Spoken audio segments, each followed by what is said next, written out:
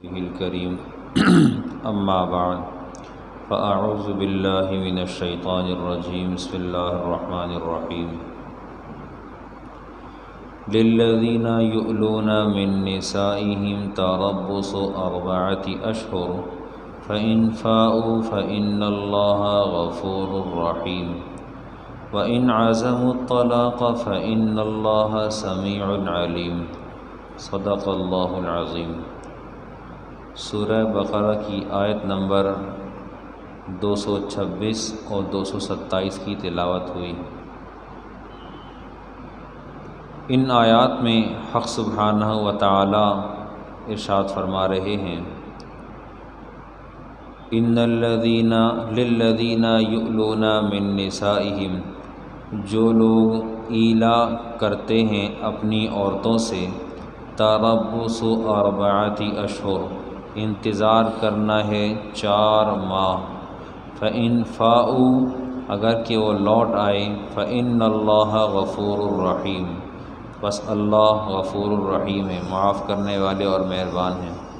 وإن عزموا الطلاق، اگر کہ انہوں نے پختہ ارادہ کر لیا ہے طلاق کا، فإن اللہ سمیع علیم، بے شک اللہ تعالیٰ سننے والے اور جاننے والے ہیں۔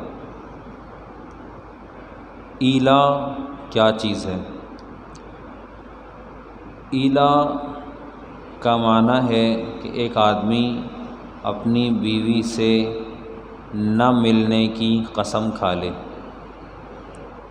کہ میں اپنی بیوی سے 4 مہینے تک یا 10 مہینے تک ملاقات نہیں کروں گا۔ تو ایسی صورت میں کیا ہوگا؟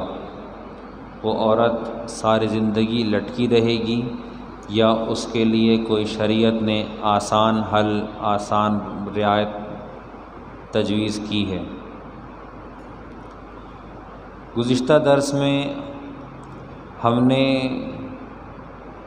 قسم اور قسم کے کفارات پر بات کی تھی۔ وہاں پر 2 کفارے ہمارے ذمہ باقی ہیں۔ ایک کفارہ یہ ہے کہ تحریر رقبۃ مؤمنہ، آزاد کرنا ایک غلام مؤمن کا، کہ اگر قسم کھا لی تھی تو اس قسم کے بدلے میں کفارتاً، جب کہ وہ قسم توڑ دی جائے گی تو پھر ایک غلام مؤمن کا آزاد کیا جانا۔ اگر کہ اس کو قدرت اس بات پر بھی نہ ہو، نہ تو وہ 10 مسکینوں کو کھانا کھلا سکے، نہ کپڑا پہنا سکے، نہ جو ہے وہ غلام آزاد کر سکے، تو اس کو چاہیے کہ وہ 3 روزے رکھ لے۔ 3 روزے بھی اس کے لیے کفارہ کے لیے کافی ہوں گے۔ ہم نے عرض کیا تھا کہ قسم 3 طرح کی ہوتی ہے۔ ایک قسم وہ ہے جو انسان نے کھا لی، ایسے کہ جو کہ انسان کے ارادے میں نہیں ہے لیکن وہ زبان سے چل رہی ہے مستقل طور پہ، جیسا کہ یہاں صاحب کتاب نے بھی لکھا ہے، ثم اخبرهم انه تعالی لا يؤاخذهم باللغو في ايمانهم وهو ان يحلف الرجل على الشيء يظنه كذا فيظهر على خلاف ما ظن۔ ایک آدمی نے قسم کھائی ایسے میں کہ وہ گمان کر رہا تھا کہ یہ ایسا جس طرح کہ میں کہہ رہا ہوں ویسا ہی ہے، لیکن وہ ویسا نہیں تھا جیسا کہ وہ کہہ رہا تھا، اس کے برخلاف، اس کی گمان کے خلاف تھا۔ دوسری بات، او ان یجری علی لسانہ ما لا یقصدہ من الحلف کقولہ لا واللہ۔ ایک آدمی عام طور پہ قسم کھا لیتا ہے اور اس کی زبان پر وہ قسم چلی ہوئی ہوتی ہے، اس کے ارادے میں قسم نہیں ہوتی بلکہ وہ زبان سے جاری شدہ ہے، اس پر بھی کوئی مواخذہ نہیں ہے۔ اچھا، ایک قسم وہ ہے جو انسان باقاعدہ اس ارادے کے ساتھ کھاتا ہے کہ میں فلاں وقت میں یہ کام نہیں کروں گا، یہ کام میں نے نہیں کرنا، یہ صلہ رحمی کا کام میں نہیں کروں گا، یہ رشتے جوڑنے کا کام میں نہیں کروں گا، یہ صلح کا کام میں نہیں کروں گا، یہ فلاں فلاں نیکی کا کام میں نہیں کروں گا۔ گناہ سے روکنے کے لیے تو قسم کھائے، یہ تو اچھی بات ہے، لیکن جب گناہ سے روکنے کی قسم کھائی اور گناہ کی سے نہ رکا، قسم توڑ دی، تب بھی کفارہ واجب آئے گا۔ گناہ کیا، اس کا تو گناہ ہوگا ہی ہوگا، لیکن اس کے بعد اس کا کفارہ بھی واجب آئے گا، اس بات کو سمجھنا پڑے گا۔ کفارات ہم نے ذکر کیا، ایک کپڑا پہنانا جتنا کہ اس کی ضرورت ہے، یعنی جس میں نماز ہو سکتی ہو، ایک۔ دوسرا 10 مسکینوں کو 2 وقت کا کھانا کھلانا، جس کی مقدار ہم نے عرض کیا تھا کہ نصف صاع کے برابر ہے۔ نصف صاع کا مطلب ہوگا تقریباً 1.5 کلو سے ذرا سا اوپر۔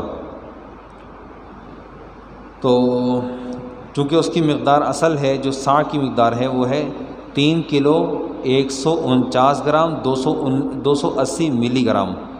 تو اس کو ہم تقسیم کریں گے تو تقریباً یہ کوئی 160 گرام 170 گرام کے قریب نقشہ بیٹھے گا۔ 2 باتیں۔ تیسری بات کہ ہم اس بات کو بھی اچھے طریقے سے سمجھ لیں کہ اگر حالات قابو میں نہیں رہے، قسم کھا لی ہے، تو کفارے میں مومن غلام کا آزاد کرنا شرط ہے، لیکن مومن غلام اب دستیاب ہی نہیں، وہ ماحول ہی نہیں، تو وہ حکم سراسر معطل ہو گیا۔ لیکن اب 3 روزے والا آپشن باقی ہے کہ 3 روزے رکھے، 3 روزے رکھے، اپنا کفارہ ادا کرے۔ اللہ سبحانہ و تعالیٰ نے احکامات جاری فرما کر ہم کو متعین کر دیا ہے۔ چونکہ قسم کی بات ہو رہی تھی تو اسی سلسلے میں ایک قسم جو زمانہ جاہلیت میں چلتی تھی، لوگ اپنی عورتوں سے قسم کھا لیتے تھے اور ان کو سزا سمجھتے تھے، اور ساری زندگی کے لیے عورت کو لٹکا دیتے تھے کہ میں تم سے جماع نہیں کروں گا، صحبت نہیں کروں گا، قسم کھا لی۔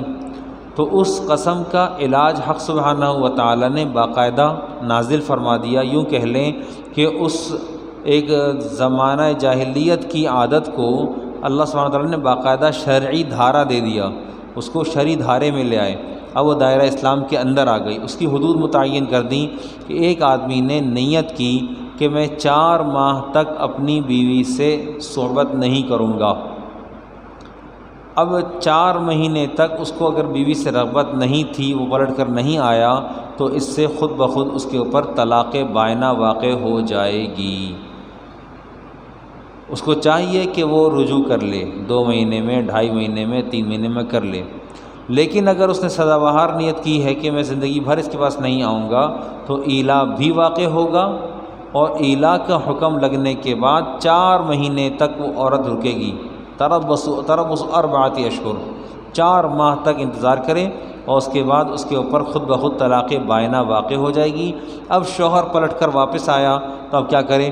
اس کو طلاق بائنہ دے دینے کی وجہ سے، چونکہ طلاق بائنہ واقع ہوئی تھی، تو تجدید نکاح کرنا پڑے گا، تجدید نکاح کرنا پڑے گا، نیا مہر متعین ہوگا، 2 گواہ موجود ہوں گے، کم از کم 2 گواہ موجود ہوں گے، از سر نو نکاح ہوگا۔ لیکن اگر ایک آدمی نے اس کی رعایت رکھی، اس نے کہا کہ میں نہیں آتا، میں تمہارے پاس نہیں آؤں گا، اور قسم کوئی نہیں کھائی، نہیں جاتا، حق تلفی کرتا ہے، نہیں جاتا بیوی کے پاس، حق تلفی کرتا ہے، لیکن ایلا کی قسم نہیں کھائی ہے تو واقع بھی نہیں ہوگی۔ ہمارے معاشرے میں اس وقت میں ایلا کو کوئی جانتا ہی نہیں ہے، ایلا کی قسم کو کوئی جانتا ہی نہیں ہے، اور چونکہ ہمارے ہاں ایک جھاڑ جھنکار کی طرح انسان بڑا ہو جاتا ہے، اور اس کو ان احکامات سے کوئی لینا دینا نہیں ہے۔ اس کو اتنا پتہ ہے کہ میں بڑا ہو گیا ہوں، میری جنسی ضروریات ہیں، یا اب میں گھر چلانے کے قابل ہو گیا ہوں، میری مالی ضروریات پوری ہو چکی ہیں، اس لیے مجھے چاہیے کہ میں شادی کر لوں۔ اس کو شادی تو کرنا آتی ہے، لیکن شادی کے احکامات نہیں آتے، اس کو شادی کے حقوق ادا کرنا نہیں آتے، اور یہ ہمارا بہت بڑا صدمہ ہے۔ اللہ سبحانہ و تعالیٰ نے ارشاد فرمایا وَإِنْ عَزَمُوا الطَّلَاقَ فَإِنْ فَاءُوا، اگر کہ وہ لوٹ آئے، فَإِنَّ اللَّهَ غَفُورٌ رَحِيمٌ، اللہ میاں پچھلی والی بات کو معاف کروا دیں گے، فَإِنَّ اللَّهَ غَفُورٌ رَحِيمٌ، اللہ غفور رحیم ہے، مہربان ہے، رجوع کرنے کی توفیق دے دیں گے، معاف ہو جائے گا۔ لیکن وَإِنْ عَزَمُوا الطَّلَاقَ، اگر کہ اس آدمی نے طلاق کی ہی نیت کر لی ہے، اس کی رغبت کہیں اور ہے، یا نہیں بھی ہے تو وہ گھر کے جمیلے سے اب آزاد ہونا چاہتا ہے، وہ اپنی بیوی کو اپنے گلے نہیں لگانا چاہتا، تو اس کو اگر وہ پلٹ کر نہیں آتا تو وَإِنْ عَزَمُوا الطَّلَاقَ فَإِنَّ اللَّهَ سَمِيعٌ عَلِيمٌ، اللہ نے یہ الفاظ سنے، اللہ سنتا بھی ہے، اللہ جانتا بھی ہے، اللہ کے علم میں ہے کہ اس نے ارادہ کیا کر رکھا ہے۔ اگر اللہ سبحانہ و تعالیٰ اس کے ارادے کو نہ جانتے ہوتے تو اللہ سبحانہ و تعالیٰ یہ بات کہتے بھی نہیں، لیکن حق تعالیٰ جانتے ہیں، اللہ تعالیٰ نے کہہ دیا۔ دیکھیے ایک بات سمجھنے کی ہے، آسمان سے احکامات آئے ہیں اور ان احکامات کی پکڑ دھکڑ کے لیے کچھ بھی نہیں ہے، پکڑ دھکڑ کے لیے کچھ بھی نہیں ہے۔ ایسا نہیں ہے کہ ہماری بیٹری کا چارج ختم ہو جائے گا تو سوئچ آن کریں گے لائٹ نہیں آئے گی، وضو ٹوٹ گیا ہے تو کوئی لائٹ جل جائے گی، ایسا نہیں ہوگا۔ غسل فرض ہو گیا ہے تو کوئی روشنی آ جائے گی یا اندھیرا چھا جائے گا یا چہرہ کالا ہو جائے گا، ایسا نہیں ہوگا۔ نکاح ختم ہو گیا ہے تو کوئی اس کی انڈیکیشن ہمارے پاس زندگی میں آ رہی ہو نہیں ہوگی۔ نکاح ہو گیا ہے تو ہمارے پاس کوئی انڈیکیشن اس کی نہیں آئے گی۔ ہم کو اللہ سبحانہ و تعالیٰ نے کہا ہے من کان یؤمن باللہ والیوم الآخر، حدود اربعہ یہ ہیں، جو ایمان اللہ پر رکھتا ہے، آخرت کے دن پر ایمان رکھتا ہے، اس کو چاہیے کہ وہ اس حکم کی پابندی کرے جو حق سبحانہ و تعالیٰ نے نازل فرمایا ہے۔ قرآن پاک اٹھاؤ۔ اللہ سبحانہ و تعالیٰ نے واضح الفاظ میں صاف طور پہ کہا ہے من کان یؤمن باللہ والیوم الآخر، جو اللہ سبحانہ و تعالیٰ کے احکامات کو مانتا ہے اس کی ذمہ داری ہے کہ وہ اللہ سبحانہ و تعالیٰ کے احکامات کو ایمان باللہ اور آخرت کے دن کے اعتبار سے مانتا ہے، تو اس کو چاہیے کہ ان احکامات کی پوری پاسداری کرے، اور اگر نہیں کر رہا تو اللہ سبحانہ و تعالیٰ بھی اس سے بری ہیں، اور اس کے لیے واضح الفاظ قرآن پاک میں موجود ہیں۔ حق تعالیٰ نے ارشاد فرمایا سورہ طلاق کے اندر وَأَقِیمُوا الشَّهَادَةَ لِذَٰلِکُمْ یُوعَظُ بِهِ مَنْ کَانَ یُؤْمِنُ بِاللَّهِ وَالْیَوْمِ الْآخِرِ، اللہ تم کو اس کی نصیحت کرتا ہے، اور یہ نصیحت اس شخص کے لیے من کان یؤمن باللہ والیوم الآخر، جو اللہ کی ذات کے اوپر یقین رکھتا۔ ہم اگر بنا وضو کے نماز پڑھ رہے ہیں تو اللہ کو دھوکہ دے رہے نہیں ہیں، اپنے آپ کو دھوکہ دے رہے ہیں۔ اگر ہم بنا غسل کے مسجد میں داخل ہو رہے ہیں، ہمارے اوپر کوئی انٹری گیٹ کے اوپر پکڑ دھکڑ نہیں ہے کہ آپ شارٹس پہن کے مسجد میں داخل ہو گئے، کوئی پکڑ دھکڑ نہیں ہے، لیکن ایک خوف خدا کوئی چیز ہے، خوف الہی کوئی چیز ہے، اور یہ قلب میں پایا جاتا ہے۔ نافرمانی ایک الگ چیز ہے اور بغاوت ایک الگ چیز ہے۔ نافرمانی یہ ہے کہ انسان نے کہا کہ مانتا تو ہوں لیکن کر نہیں پاتا، یہ نہیں کر پاتا، ٹھیک ہے نہیں کیا نا، استغفار کرے گا، توبہ کرے گا، حق تعالیٰ سے تعلق جوڑے گا، کہیں نہ کہیں کام چل جائے گا۔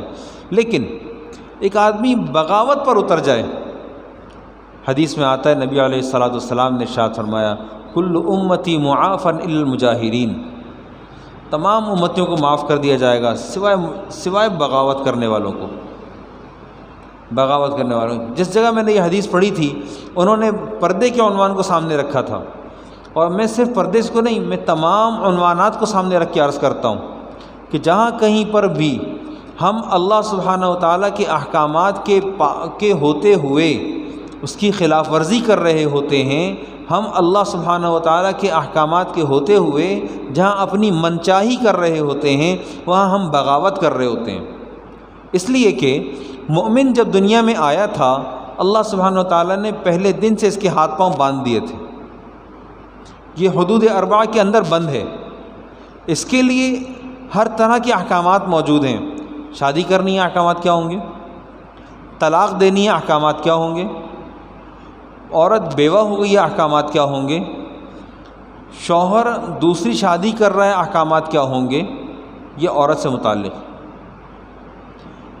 شوہر مر گیا، میراث میں عورت کو کتنا حصہ ملے گا، عورت جوان ہے تو کیا اس کو نکاح کا حق ہے یا نہیں، نکاح ثانی کا حق ہے یا نہیں، کہ تم اپنی میراث دینے کے بعد اس عورت کو نکاح سے روک تو نہیں دو گے، شرعی احکامات موجود ہیں۔ وہ عورت اپنے شوہر سے وارث بنے اور اپنی ضرورت کے لیے اپنے سر پر ایک شوہر کو مقرر کرنا چاہتی ہے، اس کو اختیار دیا ہے، کرے نکاح، شرعی حق ہے اس کا۔ اللہ سبحانہ و تعالیٰ نے ہمارے کاروبار کے اعتبار سے، ہمارے لیے احکامات جاری فرمائیں اور سارے واضح ہیں۔ مثال کے طور پہ ہم خریداری کرتے ہیں یا ہم قرضہ لینا دینا کرتے ہیں، اللہ سبحانہ وتعالیٰ نے واضح الفاظ میں ہمارے معاملات کو ذکر فرمایا ہے۔ یا ایھا الذین آمنوا اذا تداینتم بدین، جب تم بھی قرضے کے لین دین کرتے ہو تو فاکتبوہ، اس کو لکھو۔ احکامات موجود ہیں۔ اللہ سبحانہ وتعالیٰ نے ہماری معاشرت کو ذکر کیا ہے، گھر میں کب داخل ہونا ہے، کہاں سے داخل ہونا ہے، کس حال میں داخل ہونا ہے۔ محرم خواتین کے اوپر محرم داخل ہوگا تو کس حال میں داخل ہوگا، قرآن پاک میں 18واں پارہ۔ اللہ سبحانہ وتعالیٰ نے بیوہ خواتین کے لیے باقاعدہ احکامات جاری فرمائے، ڈھکا چھپا کچھ نہیں ہے۔ ایسا نہیں ہے کہ قرآن پاک قصہ کہانیاں ہیں، مسئلہ ہمارا ہے۔ اب ہم اس دور میں اس جگہ پہ کھڑے ہوئے ہیں جہاں پر کفار نے نعرہ لگایا تھا اساطیر الاولین والا، وَإِذَا تُتْلَى عَلَيْهِمْ آيَاتُنَا بَيِّنَاتٍ قَالُوا مَا هَذَا إِلَّا أَسَاطِيرُ الْأَوَّلِينَ۔ جب ان کے اوپر ہماری آیات پڑھی جاتی ہیں تو وہ کہتے ہیں یہ ساری پرانے لوگوں کی باتیں۔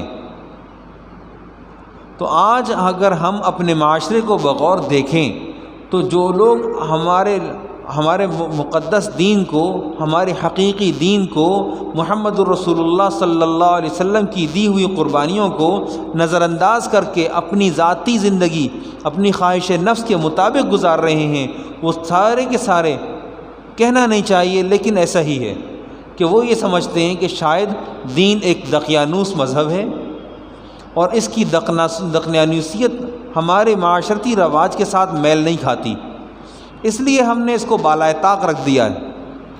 اب ہم اپنی ذاتی زندگی گزار رہے ہیں، ہم نے اپنے لیے دین کو آپشنل سمجھ لیا ہے۔ نماز پڑھی، کتنی پڑھی؟ 3۔ اللہ میں نے کتنے اتاری؟ 5۔ کیوں نہیں پڑھتے؟ ہوتی نہیں۔ کیا صرف پیٹ کے لیے دنیا میں آئے تھے؟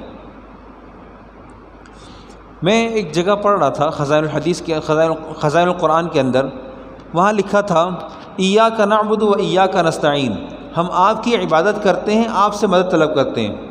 صیغہ ہے ہم کا، نعبد، ہم عبادت کرتے ہیں۔ اس کے ذیل میں انہوں نے لکھا، حکیم اختر صاحب رحمۃ اللہ علیہ کتاب ہے، بڑی عجیب کتاب ہے، کہتے ہیں کہ جی انسان اپنے بجمیع اعضائہ، اپنے تمام اعضاء کے ساتھ اللہ سبحانہ و تعالیٰ کے سامنے عبادت گزار ہوتا ہے۔ جب ایک آدمی مجسم حق تعالیٰ کے سامنے کھڑا ہوتا ہے تو اس کی آنکھ بھی عبادت کر رہی ہوتی ہے، اس کے کان بھی عبادت کر رہے ہوتے ہیں، اس کی زبان بھی عبادت کر رہی ہوتی ہے، اس کی ناک بھی عبادت کر رہی ہوتی ہے، اس کا سجدہ بھی عبادت کر رہا ہوتا ہے، اس کی ایک ایک رواں عبادت کر رہا ہوتا ہے۔ اگر ہم یہ کہیں کہ امام صاحب نے کہا تھا ایاک نعبد، تو سمجھ میں آتا ہے کہ ہم تیری، تو سارے کھڑے ہیں، امام صاحب آگے کھڑے ہیں، پیچھے لوگ کھڑے ہیں، سب کا ترجمان امام صاحب ہے، امام صاحب اللہ تعالیٰ سے بات کر رہا ہے، تو یہاں نعبد کا صیغہ سوٹ کرتا ہے کہ ہم آپ کی عبادت کرتے ہیں۔ لیکن جب انفرادی طور پر سورہ فاتحہ پڑھ رہا ہے تب بھی وہ یہی کہتا ہے ایاک نعبد، ہم آپ کی عبادت کرتے ہیں، تو یہ کیا بڑا ہو گیا ہے؟ نہیں، بڑا نہیں ہوا۔ یہ ہم سے جو بات کر رہا ہے یہ اللہ تعالیٰ سے کہہ رہا ہے ہم، مطلب یہ کہ میرے ہاتھ، میرے پاؤں، میرے جوارح، میرے اعضاء، میرے حواس خمسہ سارے کے سارے آپ کی عبادت کر رہے ہیں، میں سب کو آپ کے سپرد کرتا ہوں۔ جب میری ایک نماز میں میری ذات کو حق سبحانہ و تعالیٰ اپنے سامنے ایسے کھڑا ہوا دیکھنا چاہتے ہیں کہ ایاک نعبد، میں آپ کی عبادت کرتا ہوں، میں سے مراد میرا پورا بدن ہے۔ دیکھیے کہیں آدمی جھوٹا ہوتا ہے تو یہ نہیں کہا جاتا کہ اس کی زبان جھوٹی ہے، کہا جاتا ہے یہ بندہ جھوٹا ہے۔ کہیں آدمی بد نظر ہوتا ہے تو یہ کوئی نہیں کہتا کہ اس آدمی کی نظر خراب ہے، کہتے ہیں یہ آدمی بد نظر ہے۔ ایسے ہی ہے نا، ایک آدمی زانی ہے تو کہا جائے گا یہ آدمی، اس کی شرمگاہ نہیں، یہ پورا آدمی زانی ہے۔ ہم اس بات کو سمجھیں، انسان جب حق تعالیٰ کے سامنے عبادت کے لیے کھڑا ہوتا ہے یا عبادت کے علاوہ اپنی معاشرت میں ہوتا ہے تو بجمیع اعضائہ شمار ہوتا ہے، اپنے تمام اعضاء کے ساتھ پورا کامل انسان شمار ہوتا ہے۔ اپنے ہر عمل کا، مثال آنکھ ہے، بد نظری کر رہی ہے، نامحرم کو دیکھ رہی ہے اور مزے بھی لے رہی ہے، پہلی نظر معاف تھی، دوسری کی اجازت نہیں تھی۔ ہمیں اس بات کو سمجھنا پڑے گا کہ اللہ سبحانہ و تعالیٰ کی پسند میرے بارے میں کیا ہے۔ میرے بارے میں حق تعالیٰ کی پسند یہ ہے کہ میرے ناخن تراشے ہوئے ہوں، ٹھیک ہے۔ میرے بارے میں حق تعالیٰ کی پسند یہ ہے کہ داڑھی ہو، دیکھیے، یا مجھے داڑھی نہیں رکھنی، مجھے سمجھ میں نہیں آتی، مجھے اچھی نہیں لگتی، نعوذ باللہ من ذالک، بھائی ٹھیک ہے، تو اپنی ذات سے فیصلہ کرو کہ جو ناک کے نام پہ پکوڑا تمہارے منہ پہ رکھا ہوا ہے اس کو بھی ہٹا دو، اچھا نہیں لگ رہا۔ جب ناک تمہارے اختیار سے نہیں ہے، کان تمہارے اختیار سے نہیں ہیں، آنکھ اور آنکھ کی رنگت تمہارے اختیار سے نہیں ہے، تمہارے سر اور سر کے بال تمہارے اختیار سے نہیں ہیں، تو تمہاری داڑھی تمہارے اختیار سے کیسے ہے؟ تم اس کو کیوں چھیل دیتے اٹھا کے؟ تم کو اس بات کو سمجھنا چاہیے کہ حق سبحانہ و تعالیٰ نے جس طرح سے جس فطرت پر انسان کو بنایا ہے، اس فطرت پر مجھے مرنا بھی ہے، اس فطرت پر حق تعالیٰ کے سامنے پیش ہونا ہے۔ میں نے اپنی محرم خواتین میں کہیں کسی کے ناخن دیکھے بڑھ گئے تھے، میں نے کہا اللہ تعالیٰ تم کو داڑھی دے دے، میں نے کہا اللہ تعالیٰ تم کو داڑھی دے دے۔ کیا باتیں کر رہے ہیں آپ، بد دعا دے دی آپ نے؟ میں نے کہا بالکل صحیح ہے، جب تم فطرت سے بغاوت کرو، ناخن رکھو، تو فطرت سے بغاوت ہو تو اللہ میاں تم کو داڑھی دے دے۔ عورت کی فطرت پہ داڑھی نہیں ہے، تم کو اللہ میں داڑھی دے دے۔ بات سمجھانے کی ہے۔ اللہ سبحانہ و تعالیٰ سمجھ عطا فرمائے۔ وآخر دعوانا الحمد للہ رب العالمین۔